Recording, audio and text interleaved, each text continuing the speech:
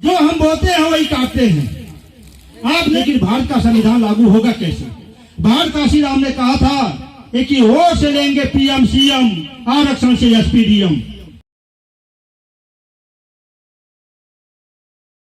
ये सारी संख्या में माताएं बहनें, हमारे क्रांतिकारी साथी, हमारे बुजुर्ग, हमारे बच्चे और मंचासीन हमारे क्रांतिकारी साथियों को सादर जय भीम, जय भीम। जैसा कि पूर्व वक्ताओं ने समाज के सारे पहलुओं पे प्रकाश डाला और आप लोगों को समझ में आया कि हम लोग को चलने का उद्देश्य क्या है। साथियों, हम ये चाहते हैं कि दोहराव ना हो, बस हम कुछ कहानियों के द्वारा आप लोगों को ये समझाने की कोशिश करेंगे कि हम लोग क्यों आए हैं और हम लोग का उद्देश्य क्या है। जैसा कि कहा गया है कि बहुजन महापुरुषों के त्याग, तपस्या और बलिदान के तहत जो अधिकार मिले उसी का परिणाम है कि आज बहुजन समाज एक ऐसा कार्यक्रम कर पा रहा है। नहीं तो भारत का संविधान लागू होने से पहले ये संभव नहीं था। साथियों, जो हम बोते हैं वही काटते हैं। आपने अगर आज गेहूं का फसल बोया है तो गेहूं ही काटेंगे। जैसे महापुरुषों ने संघर्ष करके हमारे लिए अधिकार दिए हमको, वो भारत के संविधान में निहित है और जब तक भारत का संविधान पूर्ण रूप से लागू नहीं होता हमें वो अधिकार नहीं मिल पाएंगे। लेकिन भारत का संविधान लागू होगा कैसे? भारत का संविधान लागू करने के लिए हम लोगों को सत्ता में जाना पड़ेगा और सत्ता में जाने के लिए बाबा साहब भीमराव अम्बेडकर ने हमें वो अधिकार दिए, वोट का अधिकार। हमारे मानवर, हमारे रावण मानवर काशी राम ने कहा था कि वोट से लेंगे पीएम सीएम, आरक्षण से एसपीडीएम। हमारा समाज भूल गया, उनके संघर्षों को भूल गया, उनके द्वारा बताए गए रास्तों को भूल गया। वोट से लेंगे पीएम सीएम, इसका मतलब यह है कि हमारे बहुजन समाज की संख्या ज्यादा है, हम 85% हैं। लेकिन क्या कारण है कि आजादी के 75 वर्ष बाद भी बहुजन समाज का कोई प्रधानमंत्री नहीं बन पाया? ये क्या कारण है कि हमारे द्वारा संविधान में निहित जो आरक्षण का प्रावधान है वो पूर्ण रूप से लागू नहीं हो पाया। साथियों, किसी भी चीज को पाने के लिए संघर्ष की जरूरत पड़ती है। जब हम संघर्ष करते हैं तो वो चीज हमसे मिलती है और संघर्ष को करने के लिए संगठन की जरूरत पड़ती है। लेकिन संगठन बनेगा कैसे? संगठन बनाने के लिए सूझबूझ की जरूरत पड़ती है और सूझबूझ के लिए जैसा कि हमारे पूर्व वक्ताओं ने विशेष रूप से जोर देते हुए कहा कि शिक्षा की जरूरत पड़ती है।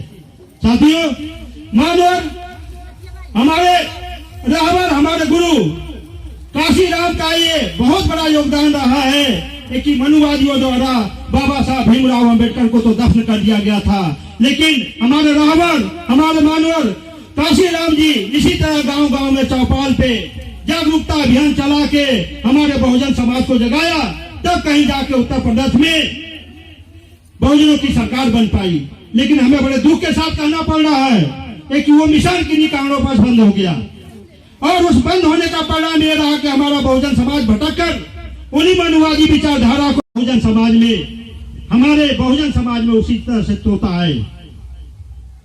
हमारे बाबा साहब आए, मानवर आए, सावित्रीबाई फूले आई, रमाबाई आए, सारे लोगों ने आया अपने जीवन का बलिदान देके और उस तरह से बारिश कराया ताकि हम लोग को हक हुकूक मिल पाए।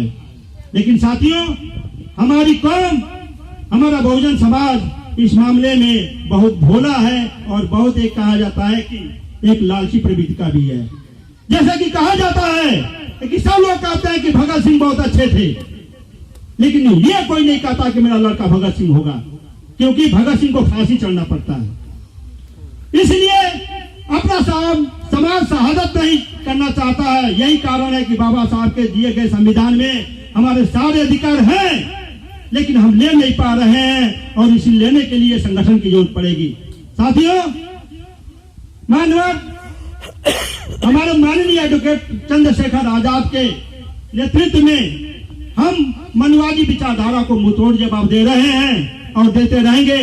जैसा कि हमारे भाई का कहना है कि पहले तो हम संविधान को खत्म नहीं होने देंगे, क्योंकि यह संविधान बड़ी शहादत से मिला है। बाबा साहब भीमराव अम्बेडकर ने अपने 4 बच्चों की कुर्बानी दी है, तब हमें जाके अधिकार मिला है।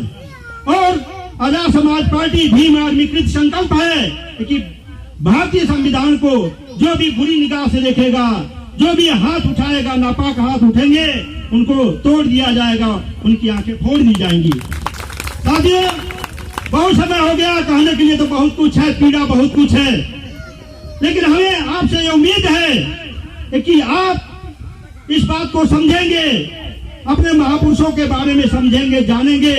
और हमारे युवा साथियों से विनम्र निवेदन है कि वो निरहुआ का गाना देखना कम करे, भारतीय संविधान को पढ़ना ज्यादा करे, तब जाकर हम उस अधिकार को बचा पाएंगे।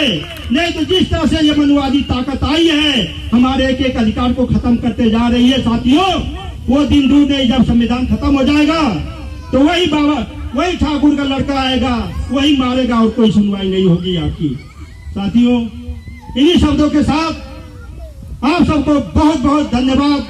जय भीम, जय मंडल, जय जोहर, जय भारत, जय संविधान। बहुत बहुत धन्यवाद।